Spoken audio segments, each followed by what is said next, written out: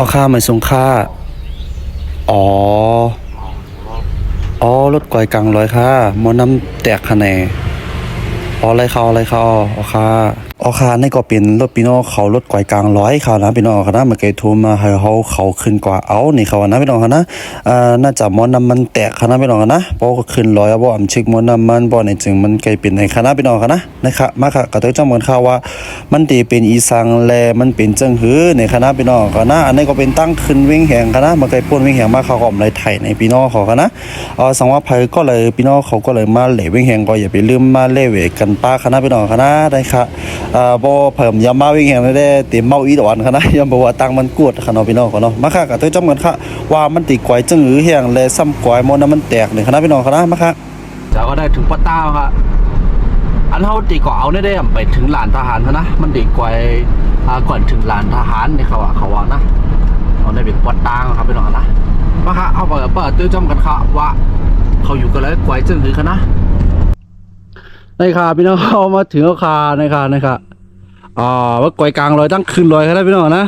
ปวดตุ้ยเลยแบบเล็บจันมิดเจอเขานะตั้งคืนลอยครับเนี่ยโอ้ได้ครับลูกน้ำมันแห้งครับพี่น้องเขาน้ำแห้งครับน่ามาทั้งสองก้อครับสองก้อมาเหมือนฮะนี่หรอครับพี่น้องเขากดออกจุ๋ยกันนี่ไว้ทั้งหือเขานะเนี่ยใครยำลาพี่น้องเขานะพอดีกว่าเขาเช็คกันค่ะนะพี่น้องเขานะเช็คกันนะน่าจำใจ FC เขานะว่าเป็น FC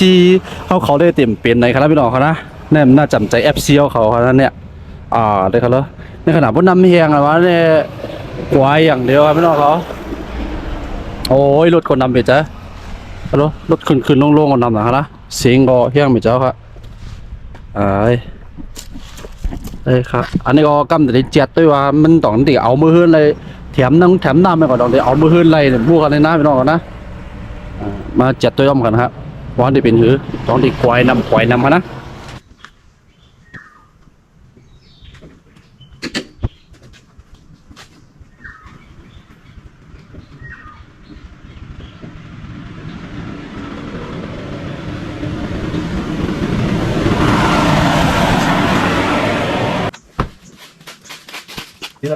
โอเคได้ก่อน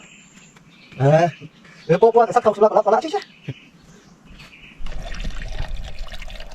ในครับพี่น้องเขาเย่าค่ะนะเย่าค่ะเย่าก็ติดแถมนำไอ้ก็ตีขับมือเฮือนติมือเอาเจ็ดตัวไก่เฮือนไก่ล้านไก่แสงค่ะนะพี่น้องนะนะครับคนเติมนำเอาโอ้สุดยอดค่ะนะครับปูมากลางลอยเพราะว่ารถปืนมดน้ำกวยผมป้านนำมาได้กวยแล้วครับพี่น้องเขานะจางที่ใส่กันนะ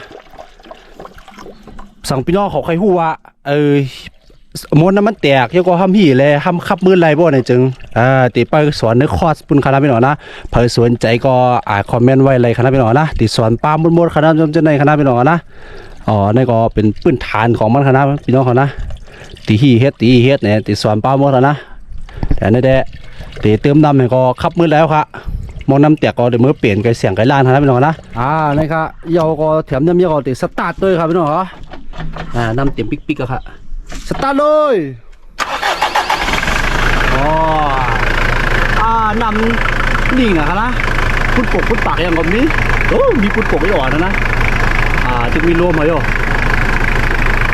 เหมือนในได้คนไหลกันนะน้ำหายเขาขับก็เติมเสริมน้ำแทงแล้วว่าขับเมื่อไหร่กันนะเหมือนในได้ขับเมื่อไหร่กันเป็นทางกันนะขับเมื่อไหร่แกโบมือถึงเสียงถึงล้านก่อนเมื่อเจ็ดกันครับเนาะรับเครื่องเลยมือเสียงถึงล้านหน่อยก็เจ็ดกันนะโอ้ฮัลโหลจมรวยเสียงรวดเสียงกาบนเต็มใช่ไหมครับมาค่ะพี่น้องเขาเมื่อเฮินเรียบร้อยค่ะเยาค่ะ